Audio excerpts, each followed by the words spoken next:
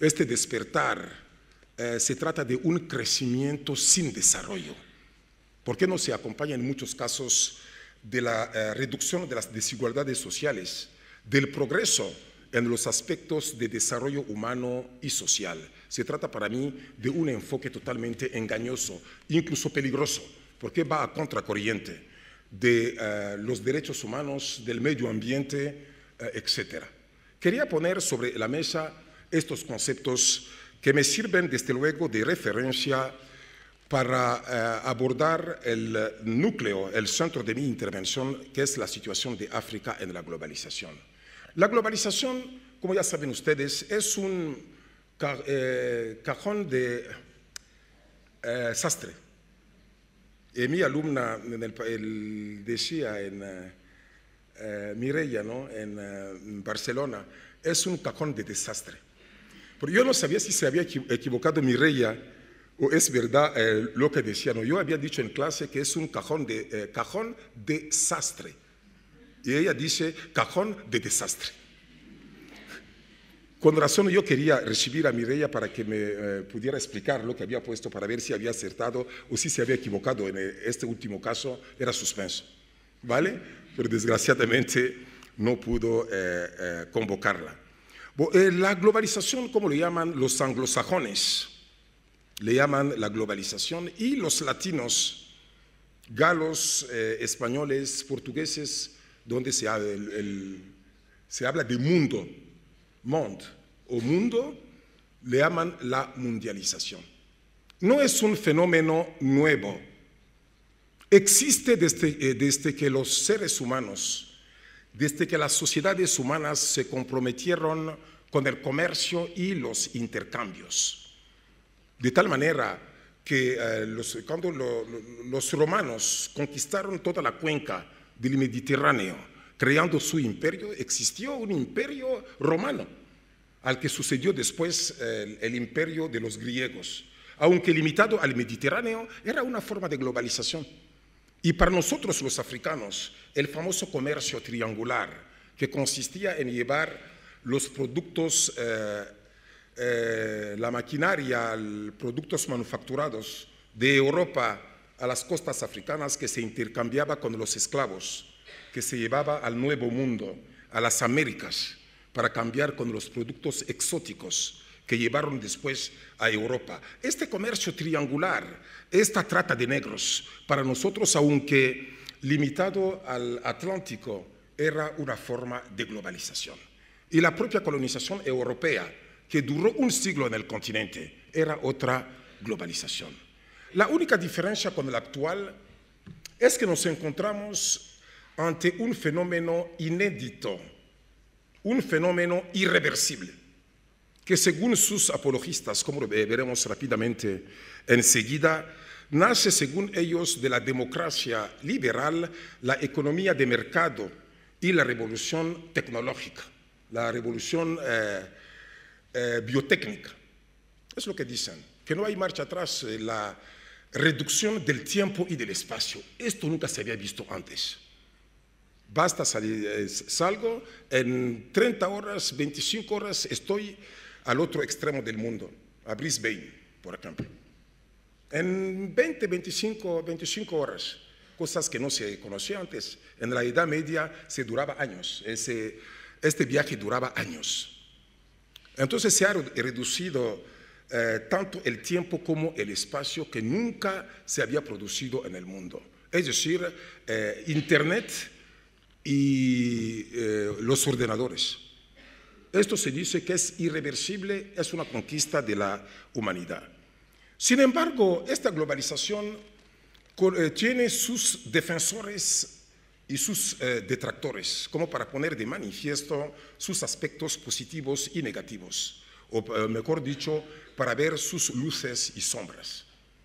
Según sus apologistas, sobre todo las instituciones financieras internacionales como el Banco Mundial, el Fondo Monetario Internacional, la OCDE, el G8, o lo que suele llamar los hospitales de la globalización, suelen considerar en sus informes que cada vez más se aparecen a la Pravda, La Pravda era el periódico soviético durante la dictadura de esta parte del mundo, ¿no? La dictadura que se llevó a cabo con una información totalmente manipulada. Pero dicen que, contrariamente a lo que afirman los detractores, la globalización no crea pobreza, sino todo lo contrario. No es ni siquiera la occidentalización o la norteamericanización del mundo. Todo lo contrario, la globalización crea riquezas y permite un intercambio entre las culturas, entre las sociedades humanas. Y prueba de ello dicen que todos los países que han subido al tren de la globalización ponen sobre la mesa el caso de China, el caso de India, el caso de Bulgaria. Estos países han mejorado considerablemente sus mercados financieros y sus problemas del empleo. Mientras que los países que por una u otra razón no pudieron subir a este tren se han hundido en el caos, por razones geográficas o de conflictos internos. Dan el caso, por ejemplo, de Afganistán, Pakistán, Irak, la República Democrática del Congo o Somalia. Estos países, por razones geográficas o razones, como decía, de conflictos internos, se han completamente hundidos. Dicen, en resumidas cuentas, que la globalización no crea pobreza, todo lo contrario, crea riquezas. Sus detractores, entre ellos los altermundistas, con sus cumbres de Barcelona o de Génova y de Porto Alegre, que la literatura consagrada suele llamar los antiglobalización. No, no es el término adecuado. Ellos proponen otro mundo posible, no están contra la globalización, proponen otro mundo posible. Y les llaman también, según un término policial, los antisistema. No, son para mí altermundistas, porque proponen otro mundo posible. Ellos dicen que es verdad, que nunca se habían producido en el mundo tantas riquezas como en la actualidad. Y al mismo tiempo se ha de reconocer que se han producido importantes desigualdades entre el norte y el sur y dentro de cada país. De tal manera que hoy por hoy, cosa totalmente inadmisible, el 20% de la población que vive en el norte controla el 80% de los ingresos, mientras que el 80% que vive en el sur, es decir, en Asia, Latinoamérica y África, apenas tiene acceso al 15%. Ellos dicen, los escépticos o los detractores dicen que hay que civilizar, humanizar la globalización.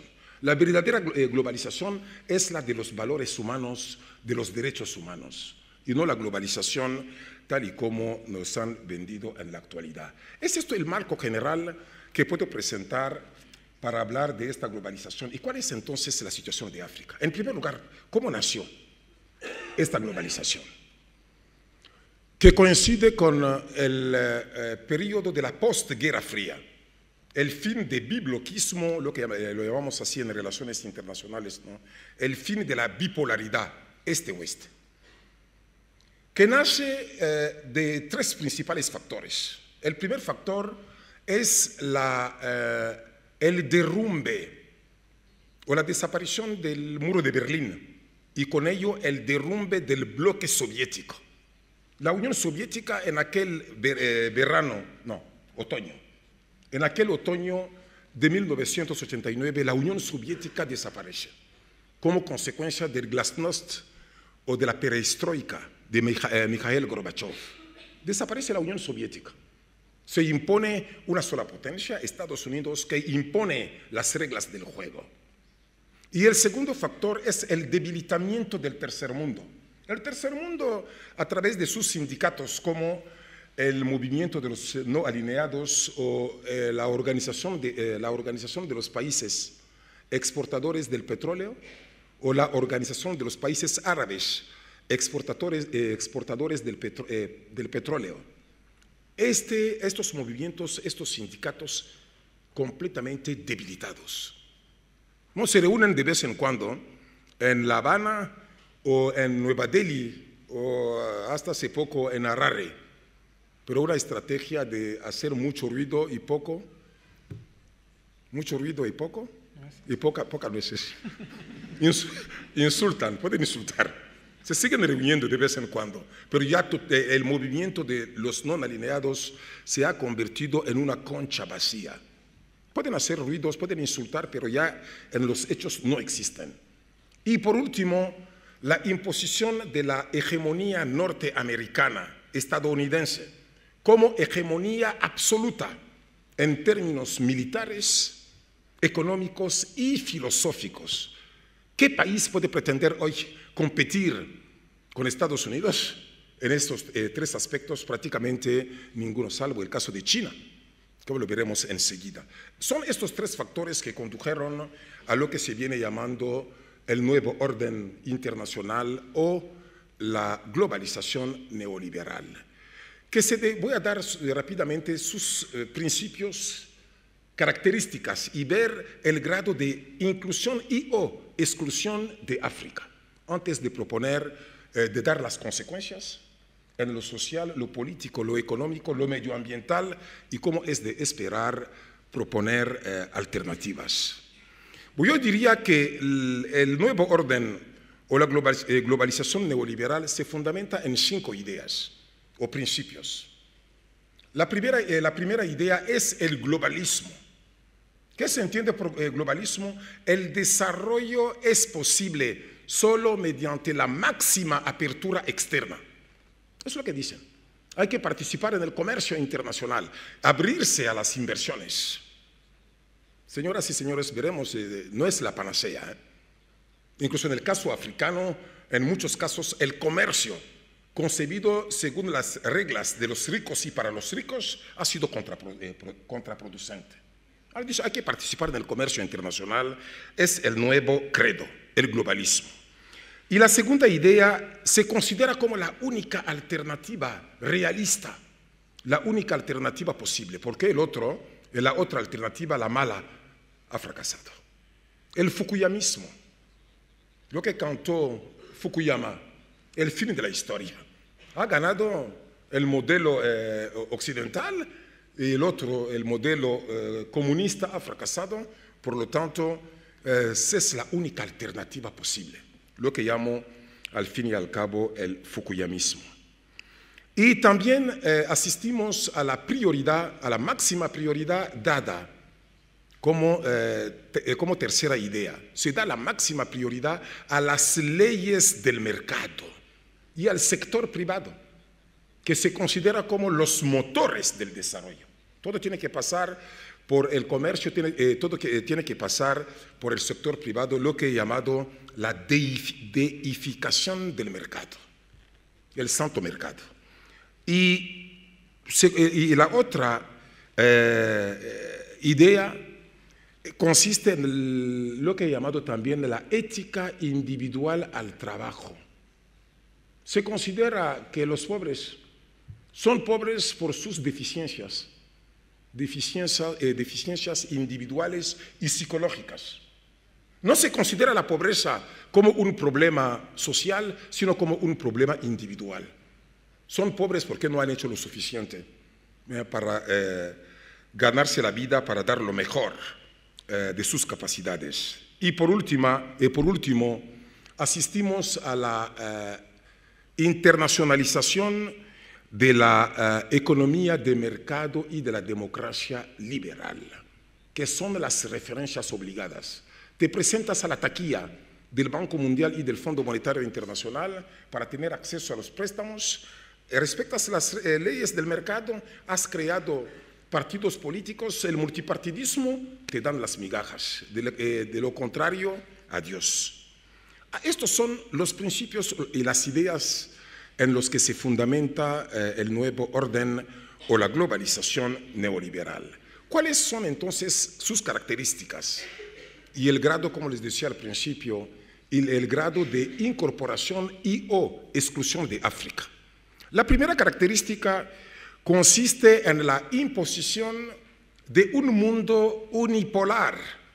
Hace 20 años, cuando George Bush padre anunció el fin de la Guerra Fría, se impuso inmediatamente un mundo unipolar, un mundo dominado por Estados Unidos, y desde la llegada al poder en este país de Obama, el africano Obama, llega al poder y se empieza a hablar del multilateralismo. Y al fin y al cabo sería correcto hoy por hoy hablar de la bimultipolaridad. Hay varias potencias emergentes, clásicas, como países como Francia, Alemania, los países nórdicos y los nuevos países emergentes, como Brasil, México, Chile, Sudáfrica. Donc, hay dos potencias que dominan varias potencias medias, y estas dos potencias son China y Estados Unidos. Por eso sería correcto hablar de la bimultipolaridad. ¿Cuál es la situación de África? De total exclusión.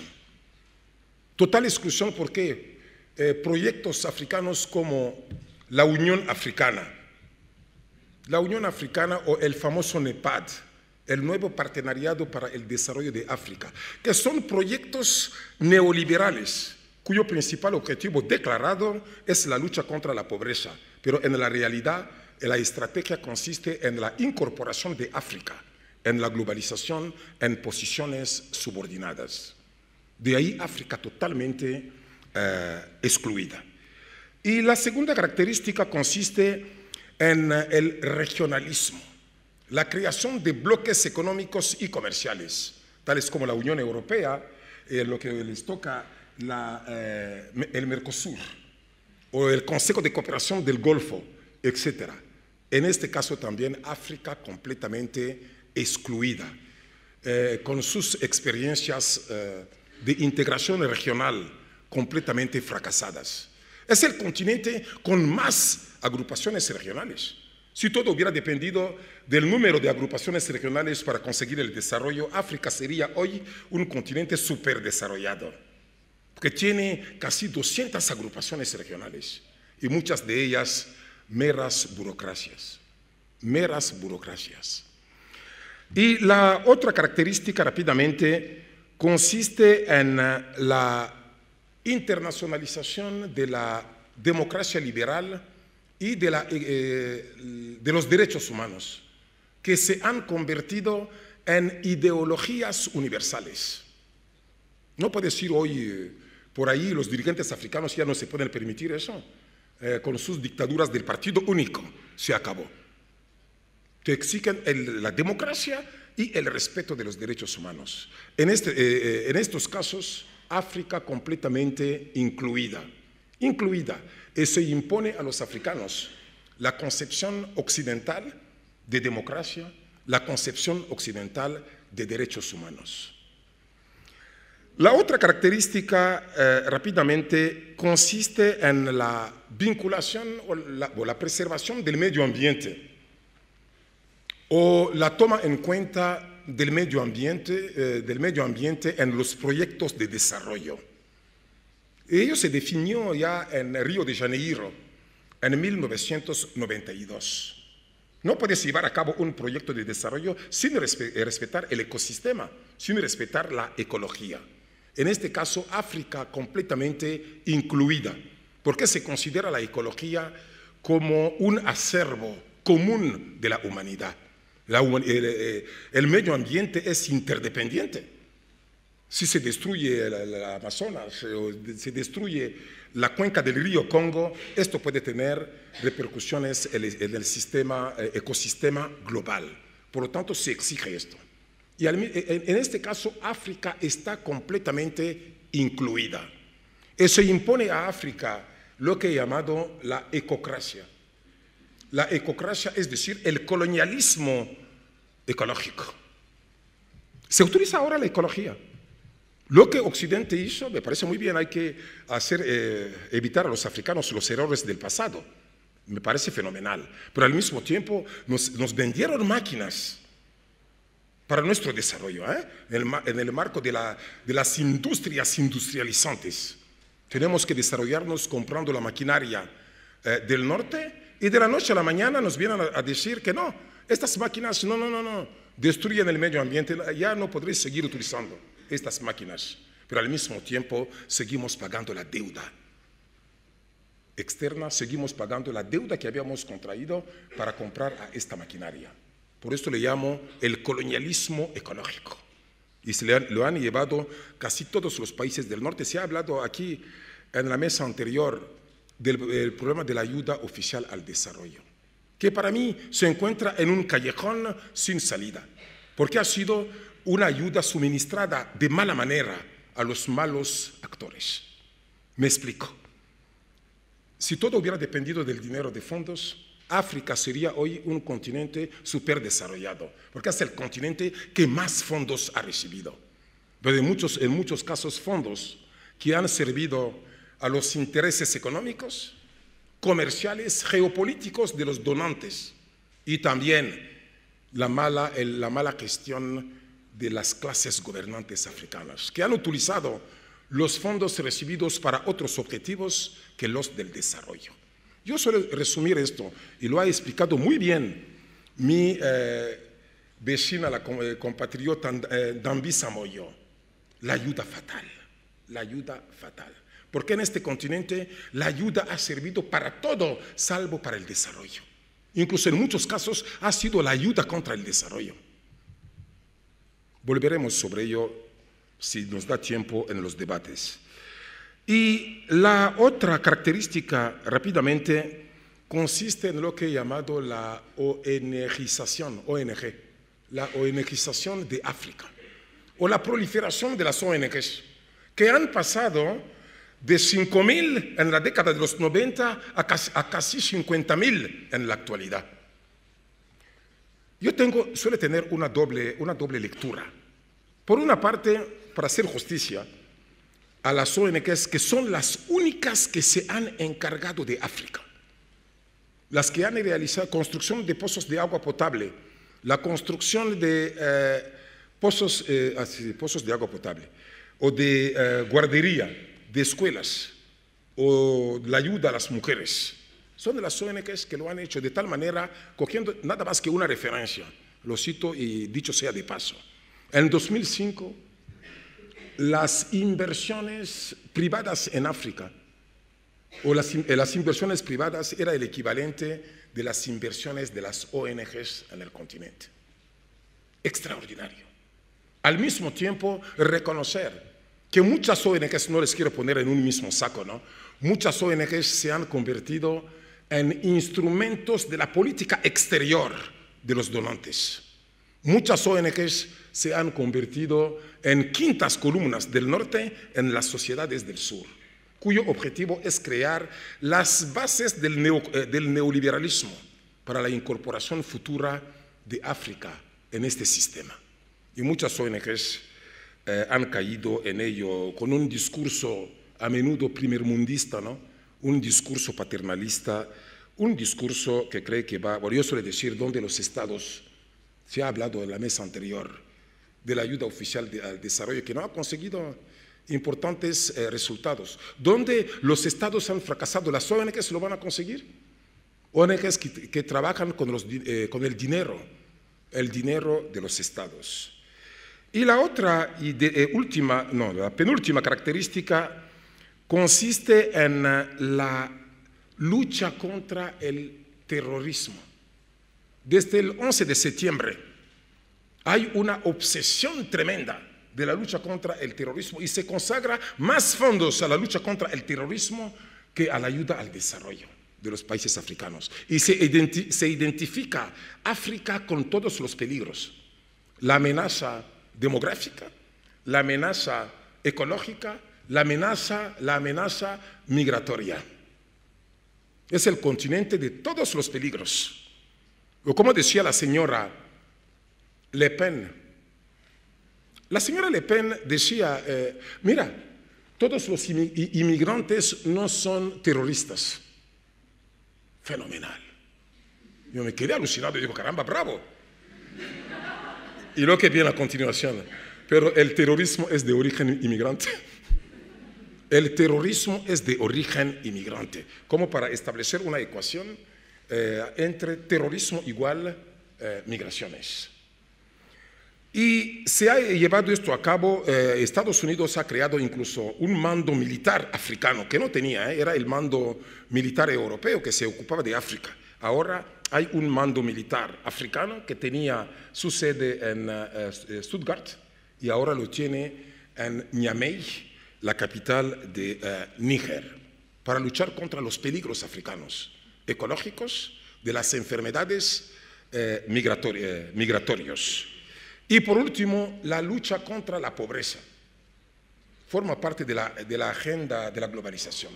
Y desde 2000, con la adopción bajo el mandato de Kofi Annan, se adoptan los Objetivos de Desarrollo del Milenio, cuyo objetivo era luchar contra la pobreza en África. Señoras y señores, no tengo tiempo de profundizar esto. El balance que se puede hacer por esto es la sustitución de los ODM por los ODS, o la agenda post-2015, o la agenda 2030. Porque el balance ha sido totalmente de un fracaso. De un fracaso. Yo ya di la voz de alarma. Di la voz de alarma cuando adoptaron los Objetivos de Desarrollo del Milenio, poniendo sobre la mesa 3 grandes críticas. Me faltaba un tornillo, ¿eh? Me faltaba un tornillo. Yo decía, ¿quién puede oponerse a la igualdad de género? ¿Quién puede oponerse a esto? ¿Quién puede oponerse a la reducción a la mitad de la pobreza? ¿Quién? Yo dije esto textualmente. Se están atacando más a los efectos que a las causas. Que los ODM nunca, en ningún momento se han atacado al factor que genera todos estos problemas, que es la globalización neoliberal. Tanto en los problemas de género como en los problemas de pobreza. Porque el pecado original de los ODM es que fueron concebidos a finales de la década de los 90, la segunda mitad de la década de los 90, por los ministros de Hacienda de los países de la OCDE. Es decir, los países ricos se reúnen sin los pobres. Conocen mejor que nadie los problemas de pobreza y los problemas de los pobres. Y la otra crítica, el hecho mismo de decir, vamos a reducir la pobreza a la mitad, o el acceso al agua potable al 75% de la población. Se trata, señoras y señores, de un acuerdo de mínimos y no de máximos. Mientras que una sola persona pase hambre, mientras que una sola persona no puede tener acceso a sanidad, hay un problema. Y los ODM no pusieron sobre la mesa estos aspectos. Prueba de ello es que en 2015, en África, solamente 5 países consiguieron estos objetivos. Y no hay que engañarse, ¿eh? En muchos casos, cuando se habla de la mejora de la educación, se ha insistido más en la cantidad que en la calidad. Los dirigentes africanos, los gobiernos africanos han masificado las aulas. ¿Y qué tipo de educación se está dando? Peor. El número de niños ha duplicado. Dicen, mira, se ha pasado de 35 a 90. ¿Y qué tipo de educación están recibiendo? Y prueba de ello ha sido que estos 5 países son Sudáfrica, Namibia, Botsuana, Seychelles y Mauricio. Y los demás, como el caso de Kenia, Ghana, Senegal, llegaban a la mitad. ¿No les llama la atención dónde están estos 5 países? En el África Austral. ¿Y a qué sistema cultural pertenecen? A la anglofonía.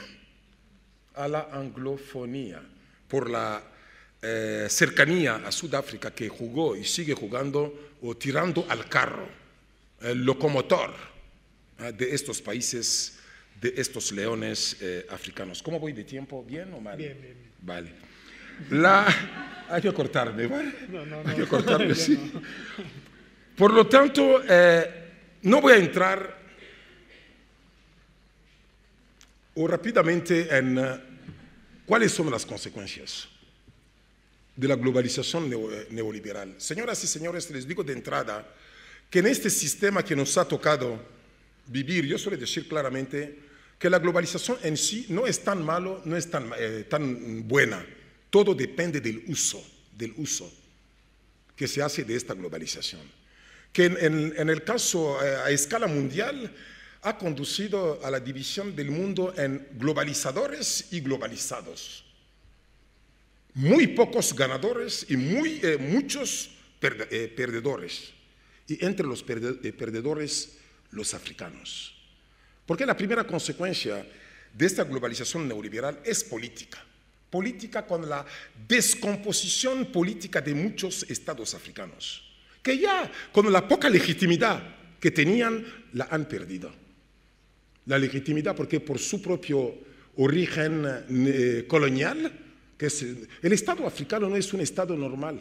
Fue concebido desde el exterior e impuesto desde la cumbre, sin raíces en la sociedad. El Estado fue creado en la Conferencia de Berlín, donde 13 potencias se reunieron y se dividieron África como un pastel, dividiendo a los que deberían estar juntos y juntando a los que nunca deberían estar juntos. Es eso el drama de África. El drama de África es eso. Y este Estado se lo ha mantenido. Peor, ahora le imponen reglas, le imponen obligaciones externas en detrimento de las obligaciones internas. Y ha perdido la poca credibilidad que le quedaba. O dicho con otras palabras, el Estado africano que se suele tachar, término que yo nunca utilizo en mis clases, el Estado fallido. Yo prefiero hablar de estados frágiles que estados fallidos, porque estados fallidos les han debilitado, les han destruido y después le tachan de fallido. No, señoras y señores, este Estado ya no tiene ninguna legitimidad. Sigue teniendo la legalidad porque le reconoce el derecho internacional, no cabe la menor duda, pero no tiene ninguna legitimidad. Prueba de ello es que desde que finalizó la Guerra Fría, que empezó esta globalización neoliberal, nunca han existido en el continente tantos conflictos como en la actualidad. Porque los pueblos... El sistema neoliberal, ¿en qué filosofía se fundamenta? Menos Estado decidido por el propio Estado.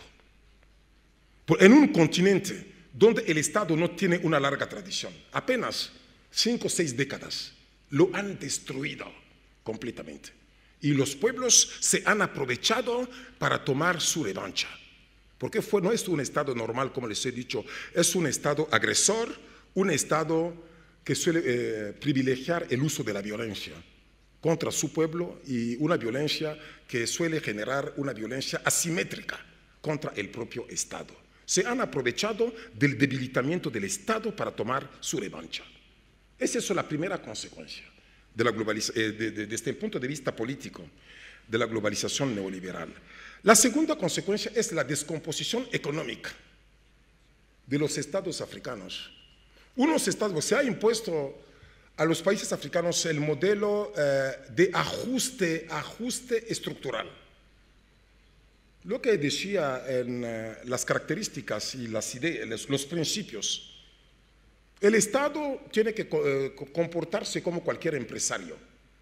El Estado ya debe abandonar sus funciones económicas y sociales. El resultado ha sido a contracorriente de todas las cifras que suelen dar, la duración de vida se ha reducido considerablemente en el continente africano.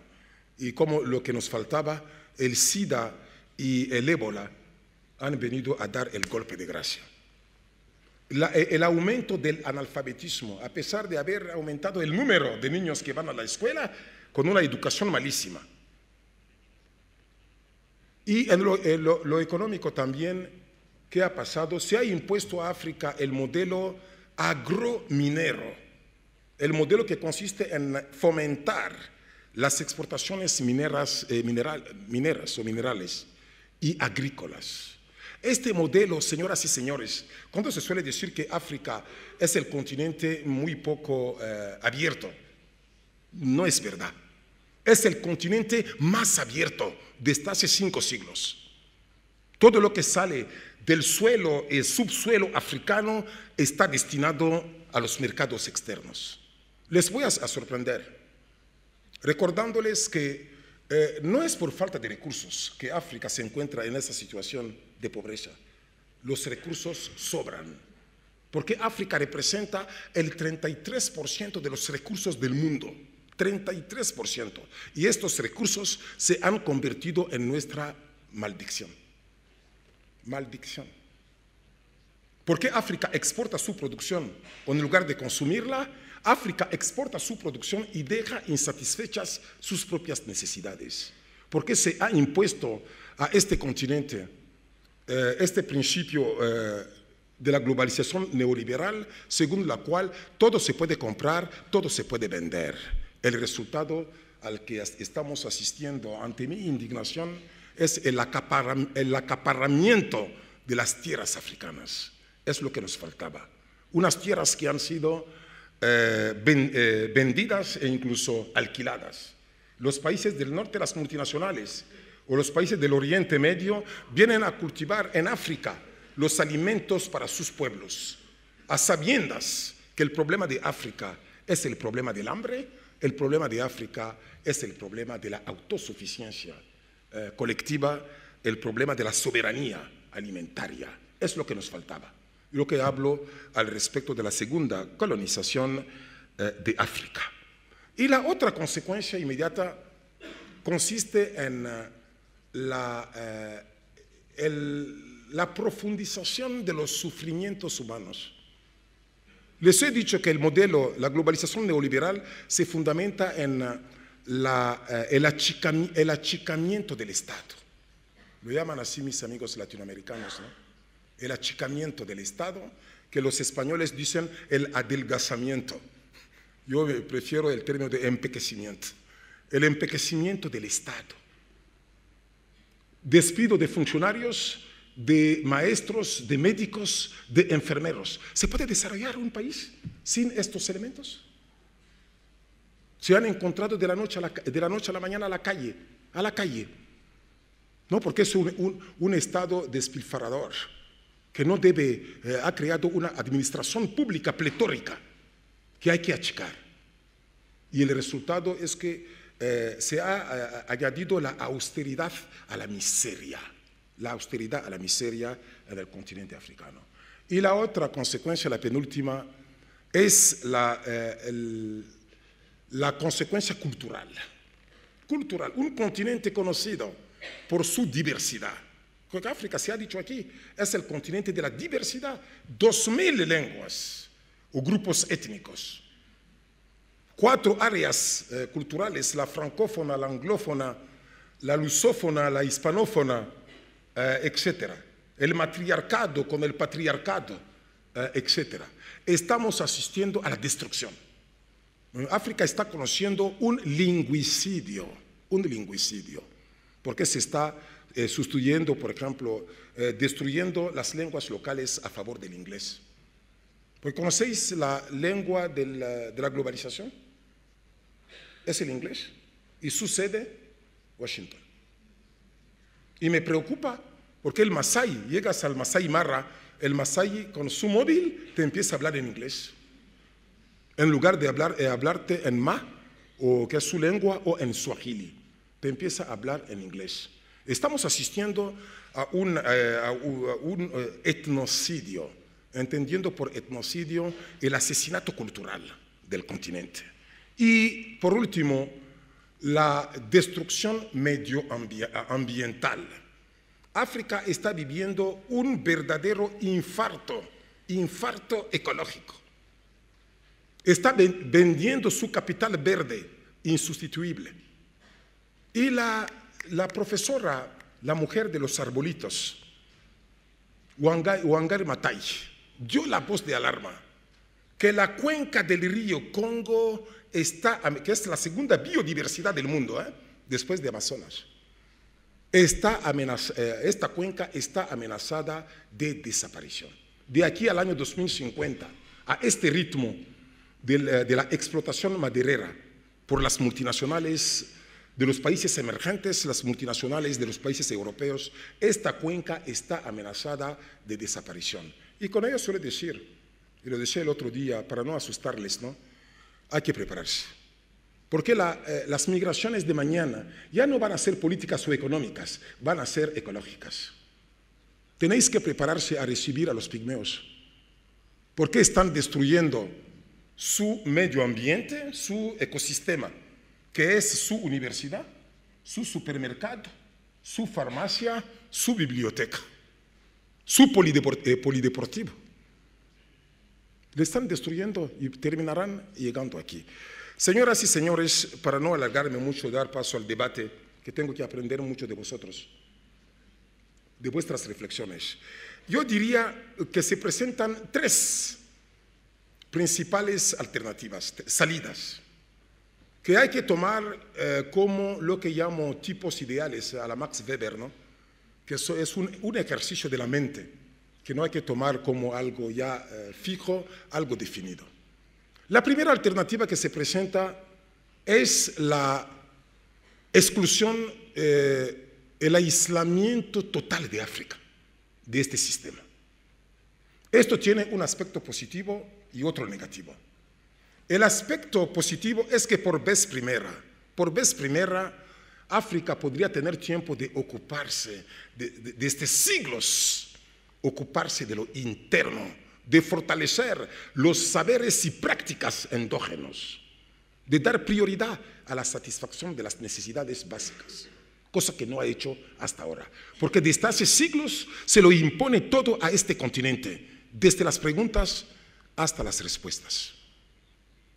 El aislarse puede ser una oportunidad y al mismo tiempo, señores, hay que ver, además de este lado soleado, ver la otra cara, que puede significar la generalización del caos, la generalización de los conflictos de predación, o mejor dicho, el fracaso de la modernidad en este continente. Los pongo entre vuestras manos para apreciar cuál es lo más deseable de este binomio. Y la segunda, el segundo escenario que se presenta es la incorporación, la integración parcial de África. Bueno, se incluye el África útil, el África rica. Los leones africanos se incorporan en la globalización para servir después de locomotores o de tirar al carro de los demás países africanos. Este planteamiento tiene un aspecto positivo y otro negativo. Aspecto positivo es que precisamente, como se ha visto en el caso de Europa, son países como Francia, Alemania, que han servido de motores a la Unión Europea y al desarrollo al fin y al cabo del continente europeo. Y estos países, estos leones africanos, podrían encarnar este papel locomotor. Y también permitir a África tener polos de desarrollo. Sudáfrica, en el extremo sur del continente, Nigeria, en el África occidental, la República Democrática del Congo, este gigante con los pies de barro, tras superar su crisis política y económica, podría asumir este papel. Y en el África oriental, el Cuerno de África lo podría asumir perfectamente un país como Kenia, y últimamente se está viendo que Etiopía pisa fuerte para asumir este papel en el África oriental y el Cuerno de África. Y el lado negativo, señores y señoras, estamos hablando de 5 países. ¿Y qué va a pasar con la mayoría excluida? Por tanto, este planteamiento tiene desde el principio una cierta debilidad, porque excluye a la mayoría del continente a favor de una minoría, e incluso podría servir de excusa para los dirigentes africanos que se van a incorporar en la globalización neoliberal excluyendo a sus pueblos. Ese es el peligro que presenta este planteamiento. Y por último, la integración total en la globalización. No, es la exclusión total. La exclusión total en la globalización. No, la incorporación total. La incorporación total en la globalización. ¿Qué significa esto? África va a caer en lo que se decía al principio con las serpientes, una venenosa y otra de cachondeo, ¿no? Otro de cachondeo y otro de verdad, que te puede morder, tiene veneno. África va a caer en el mimetismo y va a perder la oportunidad de servir a sus pueblos. Bueno, se incorpora totalmente en lo positivo, va a formar parte de la sociedad civil mundial, a la legitimación de sus estados y economías, y al mismo tiempo va a caer en el mimetismo. Yo les suelo decir, señoras y señores, y con ello voy concluyendo, que todo va a depender de lo que va a suceder a nivel global. ¿Qué estamos asistiendo a nivel global? Ahí también a tres principales escenarios.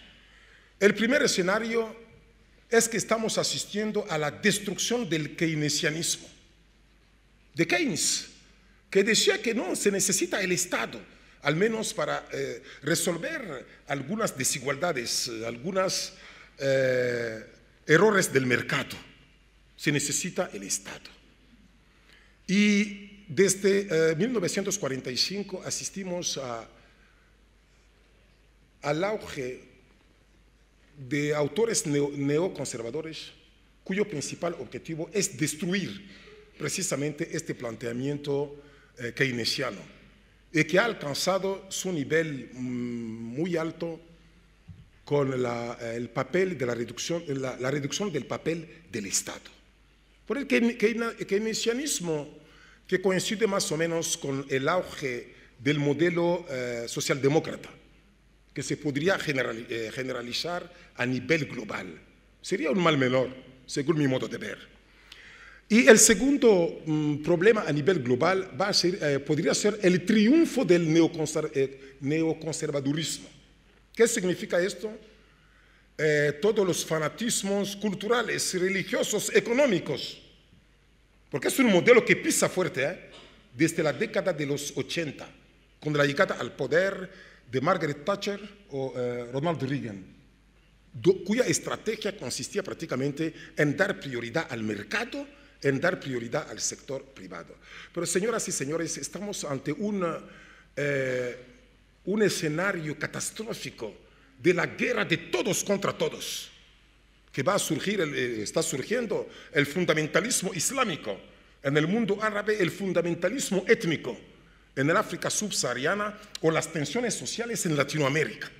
Serían los fundamentalismos económicos en los países del norte. Sería la guerra de todos contra todos. Y el último escenario podría ser el triunfo del tercermundismo, de los antisistemas, ¿no?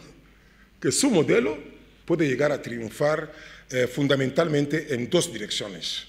La internacionalización de la democracia, que sea un valor para todos los pueblos, y por otra parte, intentar luchar, declarar la guerra a la pobreza, a poner fin a estas injusticias internacionales institucionalizadas, la cooperación entre África, Asia y Latinoamérica, para crear un contrapoder, tener un cierto protagonismo y no ser los eternos objetos como hemos sido hasta la actualidad.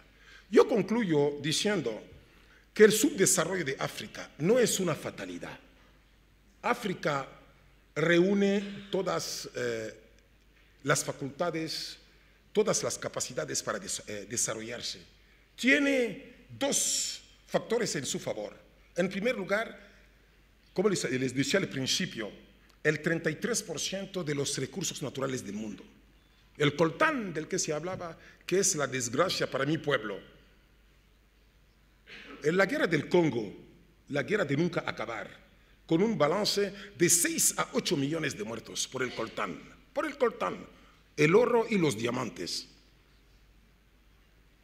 Y la otra la base que tiene África es la juventud. Es un continente joven. El 70% de la población africana tiene menos de 20 años, con la única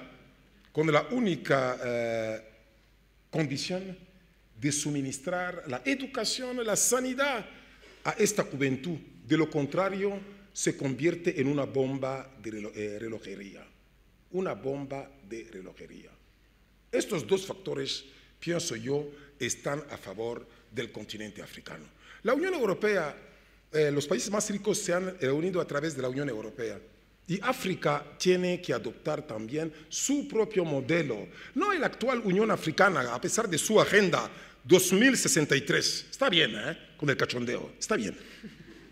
No, está bien, porque se adopta un discurso, mientras que en el fondo de las prácticas se hace todo lo contrario. Lo que quiero ya, mañana, los Estados Unidos de África. África se reúne, se une, Europa tiembla.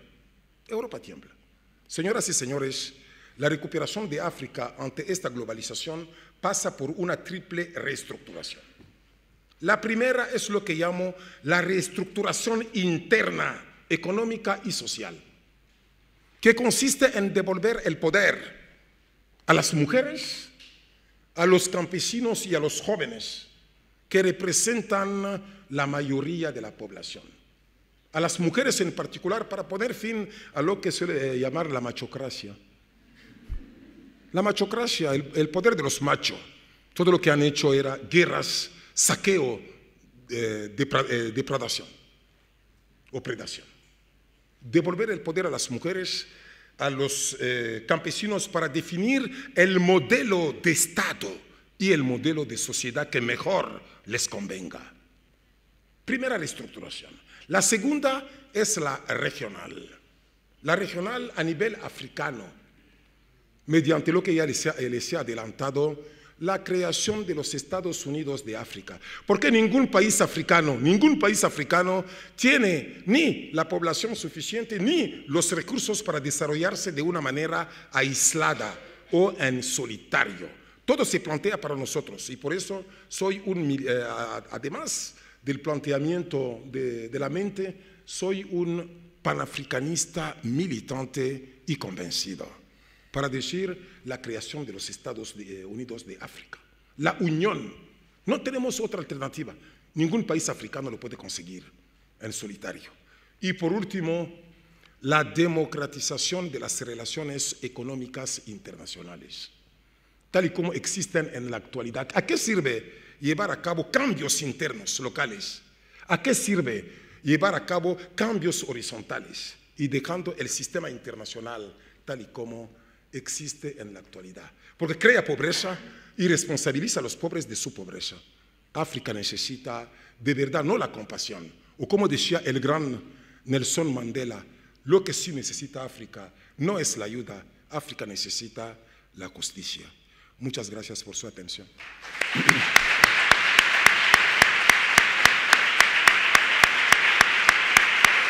¿Quieres escuchar una hora? Yo por mí 4 horas más, estoy aquí.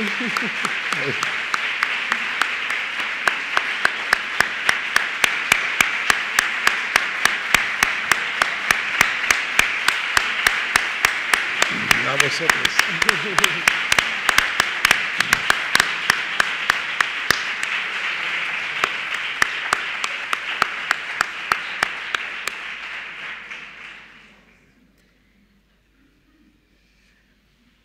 Me he quedado sin palabras, Mboye.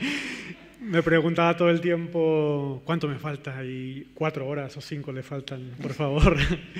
Vamos a continuar e intentar exprimir un poco más todo lo que nos tenga que decir por medio de preguntas. Que se abra, por favor, el micrófono y siéntanse libres. Muchas gracias. Sí. ¿Se escucha? ¿No? Sí. ¿No?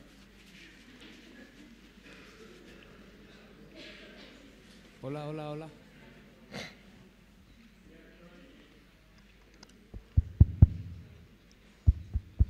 Sí. ¿Sí? Parece que no. Bueno. ¿Sí? ¿Sí se escucha?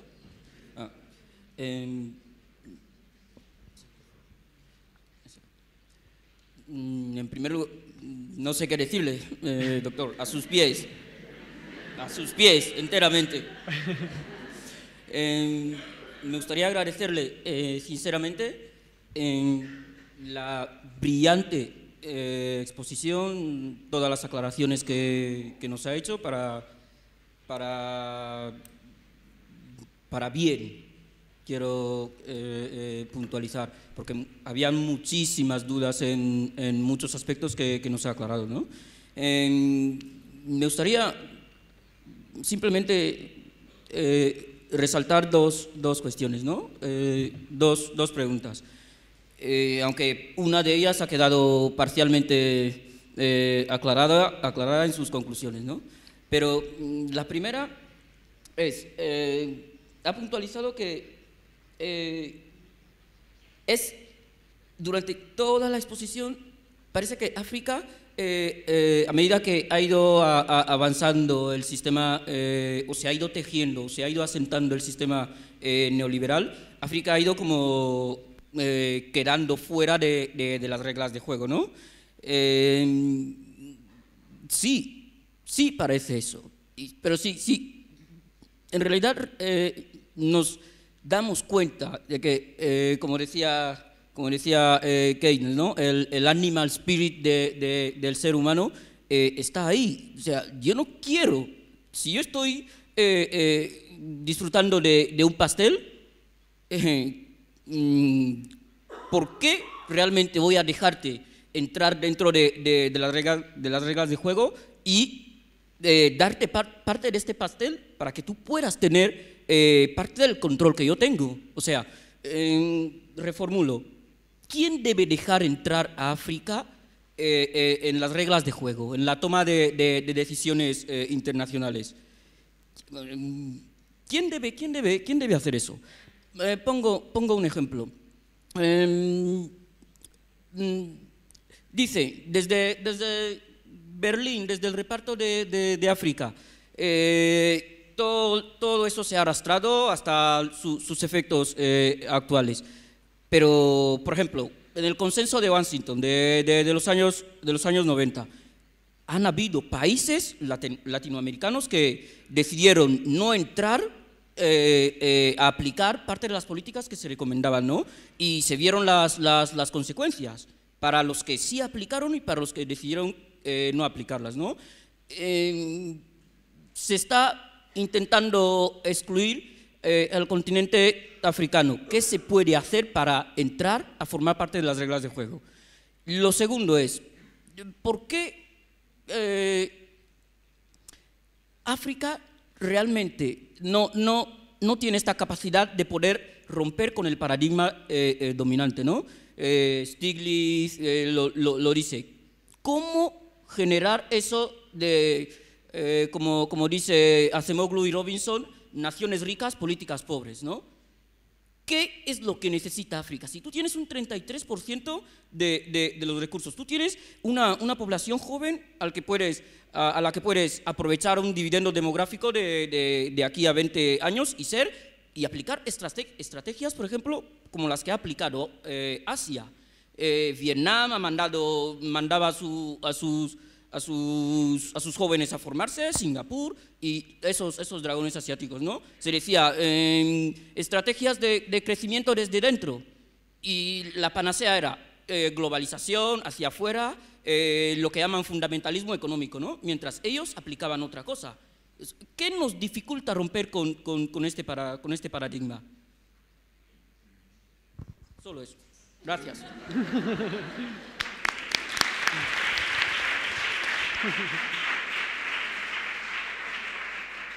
¿Hay tiempo? Sí. Sí. Muy bien, son muchas cosas. Ha sido, desde luego, otra conferencia, ¿no?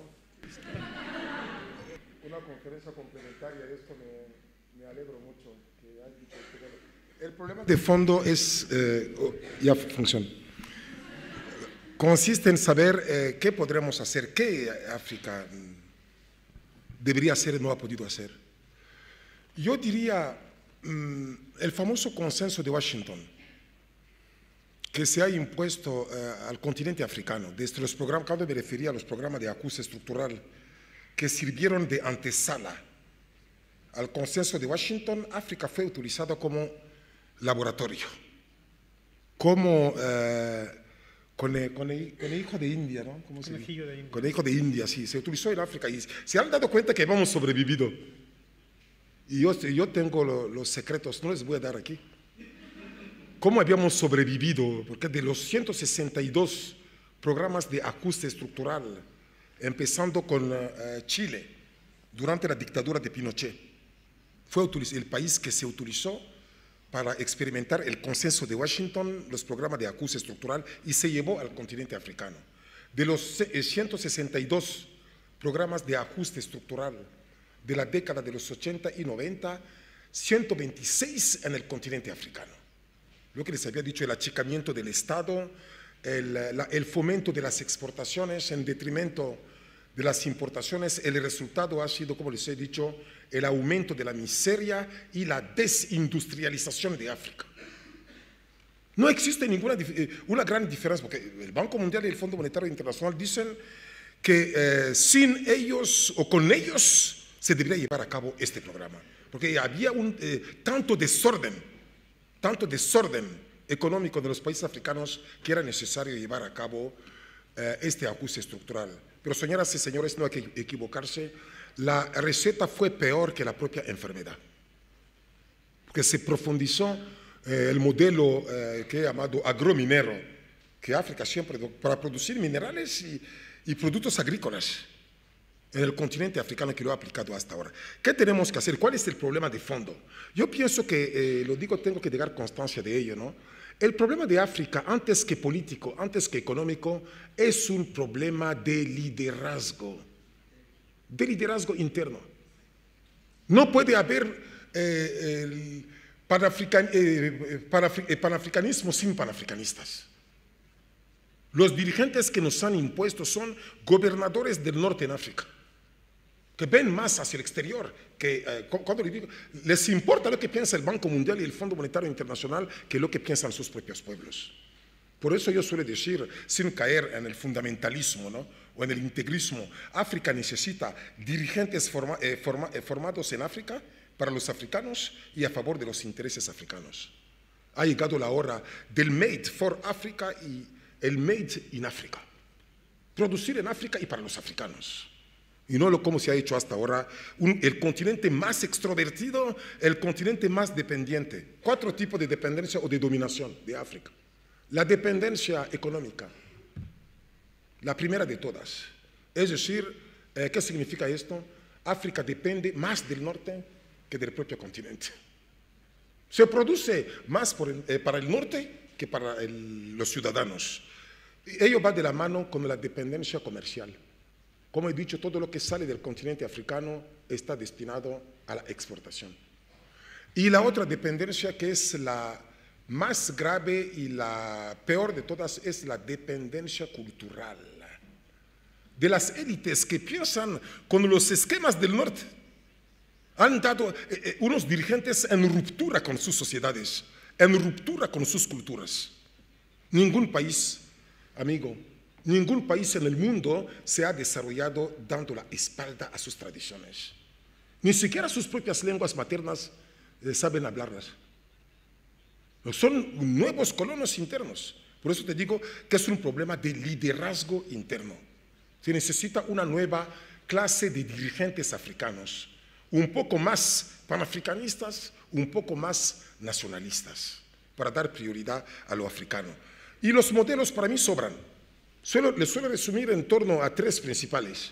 Lo que he llamado la panafricanización del Ujamaa. El Ujamaa, un modelo de desarrollo que llevó Julius Nyerere en Tanzania, que consistía en dar prioridad a la agricultura, partir de la agricultura para financiar la industrialización. Y efectivamente, en los hechos, los únicos países que han dado este salto cualitativo son los países agropastoril.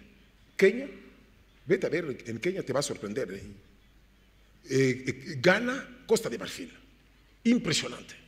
Porque han adoptado, partiendo de la agricultura o del turismo y de los ingresos que han conseguido, se han dotado con una industrialización básica, internamente orientada. Te has referido a Asia. Mira, en 1900, la década de los 60, los analistas políticos de la época, científicos, anunciaron el desastre para Asia y el arranque para África. 40 años después, se ha producido todo lo contrario.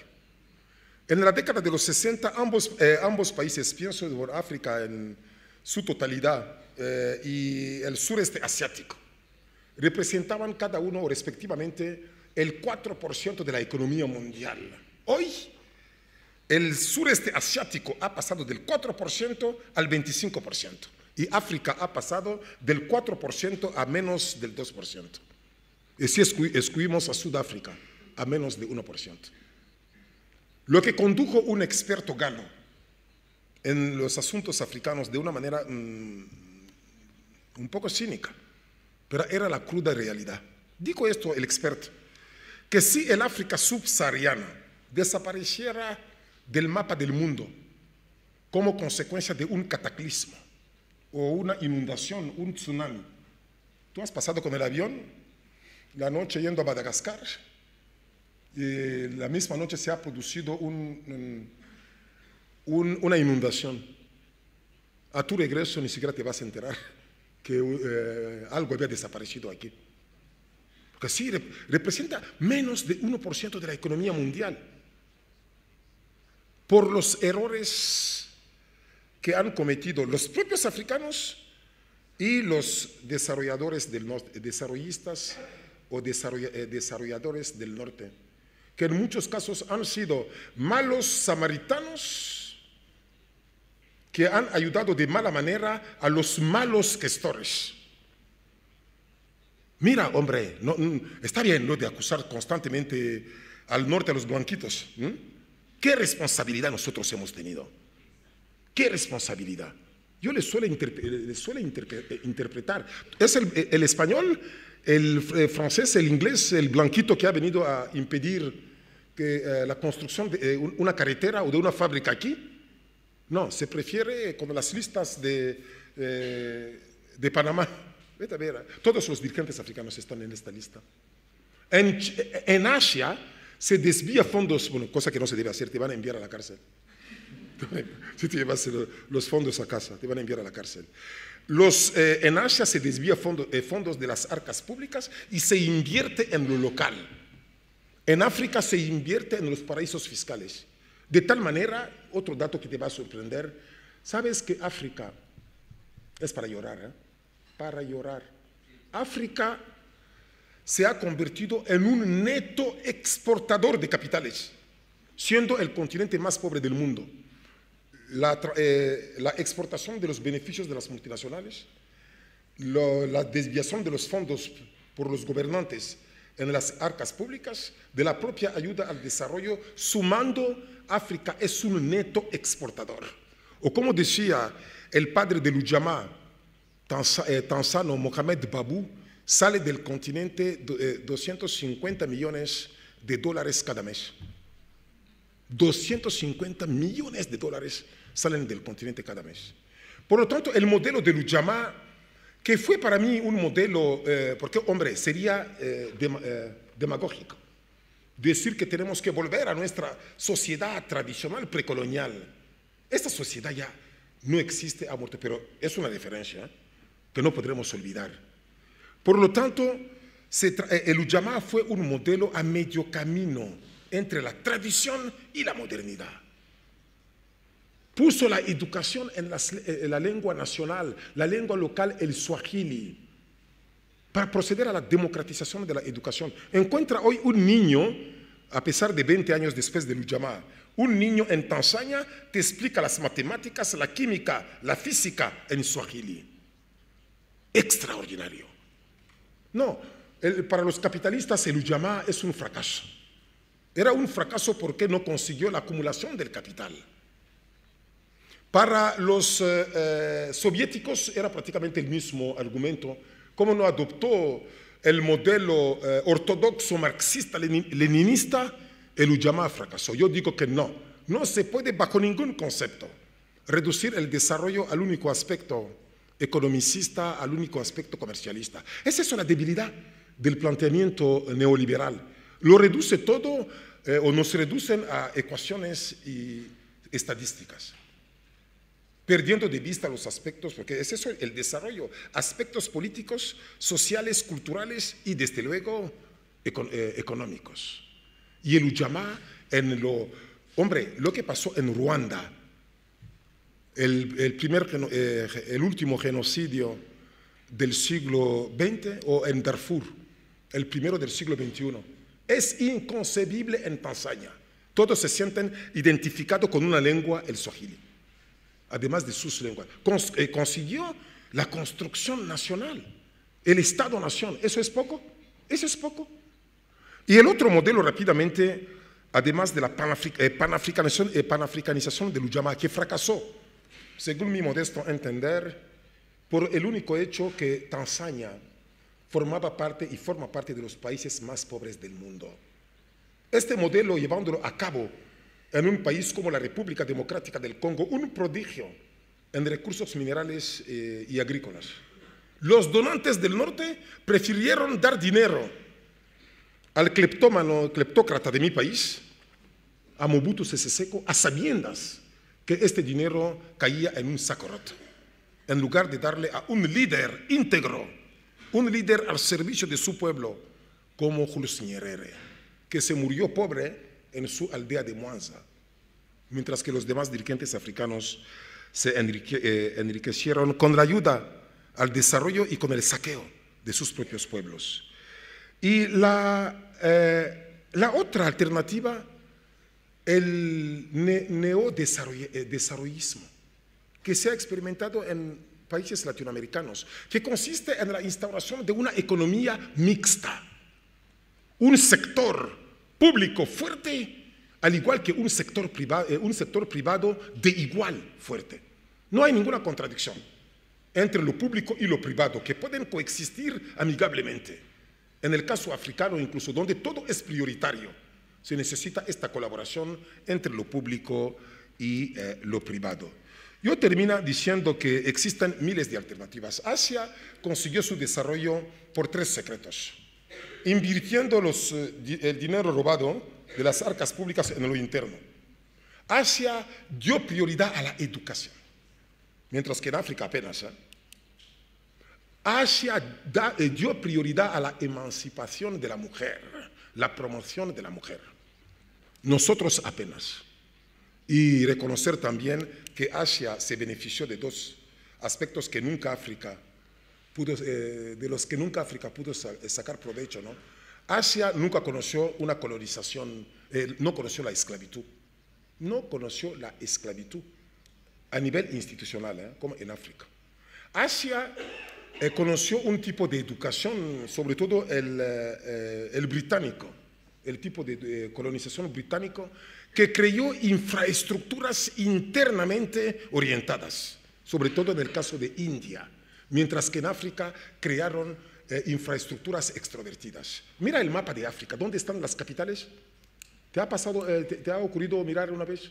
Mira, esta noche, cuando regresas a tu casa, mira. Todas están casi las capitales a orillas del mar, como si huyeran del continente. Porque todo en África han vinculado minas y plantaciones con los puertos y aeropuertos para la exportación. Y en Asia se consiguió lo que Asia desafió a Occidente. No aceptó la dominación política y cultural de Occidente. Compitió con Occidente. Y nosotros un entreguismo total. Otra pregunta. Que me estaba alargando, había que cortar. Me estaba alargando mucho. Muy rápido, muy rápido. Con eso, haciendo referencia a lo que dice Hayon Chang en retirar la escalera, no es tanto que nos retiren la escalera. Dar la patada en la escalera. Exacto. No es tanto que nos retiren la escalera, sino también es importante transmitir el mensaje de despertar conciencia interna africana. Claro, es lo que he dicho. Sí, ¿qué es eso? ¿Qué es lo que...? Que ningún país en el mundo se ha desarrollado dando la espalda a su tradición. Mira, yo suelo decir que las culturas son iguales pero diferentes. Son iguales. Pero nosotros nos han enseñado desde la escuela a tener un desprecio hacia nuestra cultura y nuestras lenguas.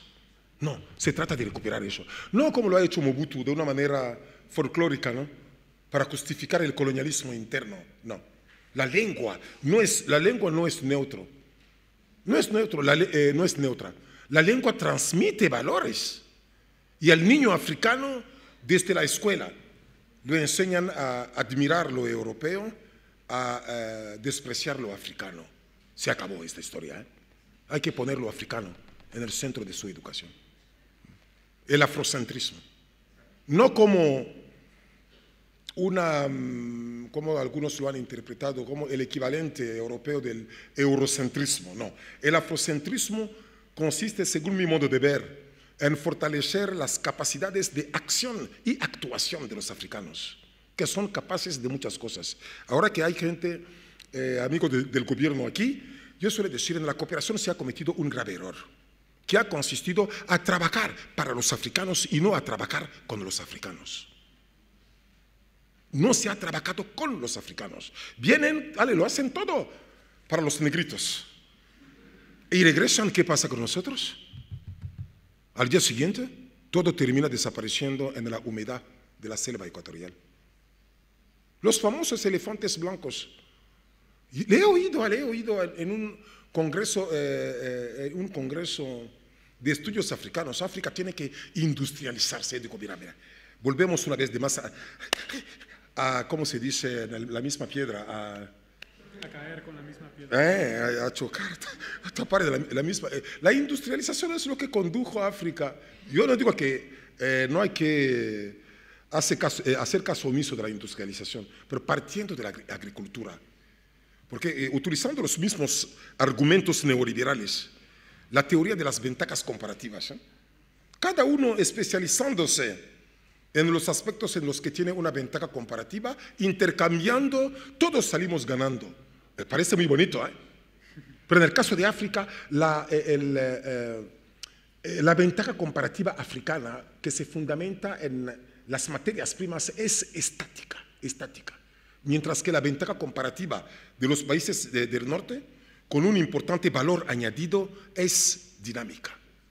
Cuando mira el precio de las materias primas desde 1960 hasta la actualidad, es a la baja. Y mira el precio de los bienes de equipo desde 1900 hasta la actualidad al alza. Y con ello, como se ha dicho en la mesa anterior, el pobre es cada vez más pobre y el rico es cada vez más rico.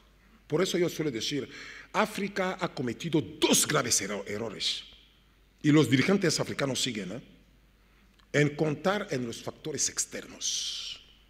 La ayuda al desarrollo, ningún país les desafío aquí. ¿Alguien me puede dar un solo ejemplo de un país que se ha desarrollado con la ayuda? El caso de Asia fue para luchar contra el comunismo, el otro aspecto que nunca África se benefició. Se invirtió muchísimo en Asia porque se consideraba la pobreza como la cama del socialismo. Y se invirtió muchísimo en las infraestructuras, mientras que en África fue una colonización de explotación. ¿Vale? Por lo tanto, ningún país se ha desarrollado con la ayuda al desarrollo. Es un paliativo a los esfuerzos internos. Hemos sido eternos mendigos, dando la imagen del africano, un hambriento, sentado sobre una mina de oro. Y el segundo error ha consistido en contar con la ayuda externa, que ha sido un estrangulamiento para África, porque se ha convertido en un negocio.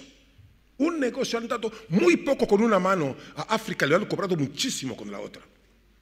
Lo que suelen decir que la deuda externa ha hecho que muchos países se ha convertido en una deuda eterna. No es una figura de retórica, es la cruda realidad. ¿Vale? Creo que tenemos que cortar porque va a perder el tren. Lo tienes a las 10. Vale. Si quieres, te quedas. Sí, no me voy, me quedo. No pasa nada. Yo encantado, hasta la madrugada podremos ir. ¿Damos hasta otra pregunta rápida? Lo último, sí, podréis pagar el billete, yo encantado. Lo que tú quieras. ¿Damos otra pregunta? Sí. Venga, otra pregunta rápida. La última, lo siento. Bueno, yo sobre todo agradecerte la magnífica ponencia que nos has hecho y tenía dos cuestiones y que intentaré ser muy rápida.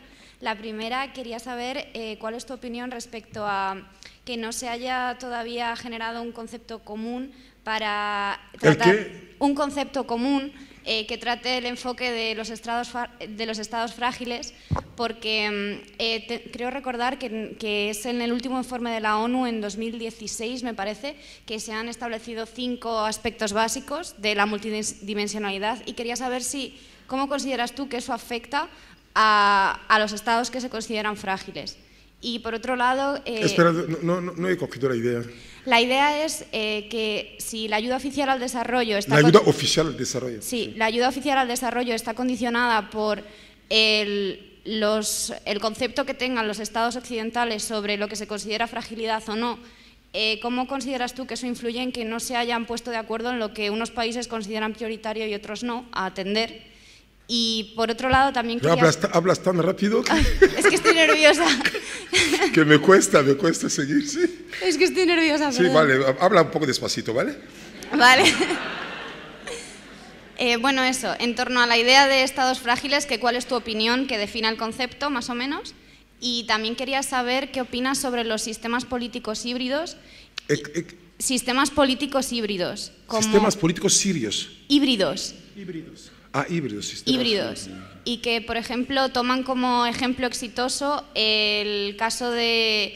Bueno, quería que explicaras un poco tu opinión sobre Timor Oriental y Somalilandia. ¿Cuál es la opinión que te merece? ¿Sobre qué? Timor Oriental y Somalilandia. El caso de Somalilandia, ¿cuál es tu opinión? Bueno, empezando por último, lo que viene llamando la política híbrida que he sugerido en mis escritos, ¿no? Que lo que decía, tenemos que caminar todos hacia el mestizaje, ¿no? O el concepto que ya utilizó en su época Leopoldo Sédar Senghor, ¿no? Que él llamaba la civilización del dar y del recibir. Ningún pueblo puede permitirse vivir, encerrarse en una torre de marfil. Estamos en un mundo en lo que podremos dar y al mismo tiempo recibir de los demás, porque para mí a una persona que se encierra en su cultura y sus valores, en la globalización es un muerto. Es un muerto. Porque la globalización te lleva a perder tus raíces. Y una persona que ha perdido sus raíces no es una persona. Y tampoco se trata de encerrarse en lo particular. En lo particular, en tu barrio, tu cultura, todo eso te hace perder lo universal. Hay que abrirse, crear esta síntesis. De ahí el Estado africano, cuando hablo de un Estado híbrido, consiste en darle un toque africano.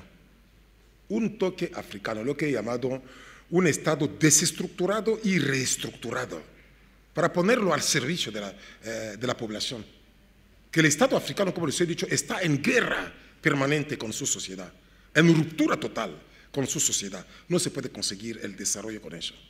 Por eso les he dicho, el caso de Botsuana precisamente, es el modelo que suele dar, el ejemplo que suele dar de un Estado híbrido, ¿no? Donde tanto en el gobierno como en el parlamento hay jefes tradicionales. O en el caso de Ruanda, uno de los países donde se llevó a cabo el genocidio, ¿no? El 52% de parlamentarias son mujeres. 52% de parlamentarias son mujeres. Al igual que en Sudáfrica, el 30% de los parlamentarios son mujeres. Ese es su estado, mezcla de la tradición y de la modernidad, ¿vale? Y en lo que se refiere a la primera pregunta, la ayuda oficial al desarrollo debería conducir a resolver el problema de esto. Bueno, lo de Somalilandia es el único estado que funciona, precisamente por haber utilizado la tradición y que nadie reconoce. Tiene su propia moneda, sus propios mecanismos y funciona. No, en nombre del principio sacrosanto de la intangibilidad de las fronteras de la Unión Africana, no se reconoce a Somalilandia. ¿Qué funciona? Funciona este país, este Estado, que tiene su moneda, su lengua, sus valores. Se ha dado un ejemplo muy concreto. ¿Por qué tener miedo si el Estado-nación ha fracasado en África? Un Estado, una nación, una lengua. ¿Por qué no reconocer? Y lo tenemos tan fácil. Una sociedad por la diversidad de lenguas, de culturas. ¿Por qué no partir de eso? ¿Por qué no partir de eso? Dicho de otra manera, lo que he llamado el afrofederalismo, que consiste en lo que he dicho, devolver el poder a las mujeres y a los campesinos. La descentralización, ¿no? Tipo comunidades autonómicas españolas. ¿Por qué no se puede llevar a esto que un Estado jacobino heredado de la colonización francesa? Un Estado que está por encima del pueblo. Y la otra, rápidamente, para permitir las demás preguntas que quedan todavía. Bueno, yo diría que la ayuda oficial al desarrollo ha cometido el error de querer crear un tipo de Estado en África. No, se debería, bueno, en primer lugar, colaborar. ¿Qué tienen ellos como programa de desarrollo in situ? Por eso te digo, hay un problema de liderazgo. Sí, gente que piensan más en sus intereses personales que en el interés general, ¿se puede negociar con ellos? Y la cooperación al desarrollo ha cometido este error de contar con unos líderes que no tenían en su agenda como principal objetivo los intereses de sus pueblos. Por eso, cuando se rectificó, sobre todo tras la Guerra Fría, se empezó a dar prioridad a la buena gobernanza política y económica. Me parecía, bueno, contrariamente al consenso de Beijing, de China, el consenso de Washington nos da lecciones, ¿no?, de democracia y de derechos humanos, sin conseguir el fortalecimiento de este Estado, que para mí el fracaso del desarrollo ha sido siempre el fracaso del Estado. Bueno. Aquí hay Damos una última. Vale, por favor, breve. Y ya terminamos. ¿Quién quería preguntar? Señala tú. Elige. Había visto la mano por aquí. Ahí. Sí. Rápido, por favor. Buenas tardes, muchas gracias por su ponencia. Quería compartir que, bueno, me parece que en su lectura los problemas mundiales del... Un poco más fuerte. Me parece que compartimos una lectura de los problemas mundiales de la globalización y de su modelo neoliberal, y es que este es un sistema injusto que se basa en vencedores y perdedores, sobre todo teniendo en cuenta que no todos los actores empiezan en el mismo lugar. El problema que veo es, si buscamos un modelo alternativo, ¿dónde encontramos referentes? Algo que funcione, algo que pueda contrarrestar este modelo que sigue perpetuando las desigualdades. Hombre, suelen decir que no hay alternativa. Es lo que decía Margaret Thatcher o Ronald Reagan, no hay alternativa. Y cuando proponemos alternativa dicen que son utopías. Hombre, las utopías de hoy son las realidades de mañana, ¿no? Un modelo, como he dicho, que crea pobreza y responsabiliza a los pobres de su pobreza, ¿tiene futuro? ¿Tiene futuro este modelo? No. Yo desde luego digo claramente que no. Y alternativas lo encontramos, por eso he dicho, en el caso africano no hay que engañarse. No es ni la política ni la economía, son los líderes. Se necesita esta nueva clase de dirigentes. En lo político, un nuevo modelo de Estado, y no el Estado colonial, tal y como se ha importado e impuesto al continente. Este Estado ha fracasado. Tampoco se trata del modelo de desarrollo que se ha impuesto también en el continente. Porque, señoras y señores, no hay que engañarse. El desarrollo y la democracia no son productos de importación o exportación. Nacen de la idiosincrasia de los propios pueblos. Y nosotros lo hemos recibido como un paquete, un paquete. Mira, la democracia y el desarrollo en Occidente son 5 siglos de encuentros y desencuentros. ¿Se impone esto a África? Ha fracasado porque el organismo africano no ha podido digerirlo, lo ha rechazado. Lo ha rechazado, por eso hablo de este mestizaje, de esta adaptación del Estado y del desarrollo a la situación africana. Resumiendo, diría un desarrollo humanamente centrado, con rostro social. Un desarrollo económicamente posible, ecológicamente sostenible y lo que suele decir también, y socialmente justo. Socialmente justo. Tan sencillo como eso. ¿No lo podremos hacer?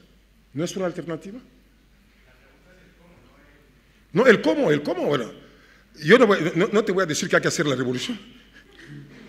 No te voy a decir eso. Pero el propio sistema ha creado, mira, hay lecturas muy interesantes sobre el tema, que el propio sistema ha creado las condiciones de su caída.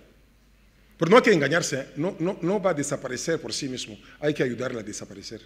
Y en esto me he encargado.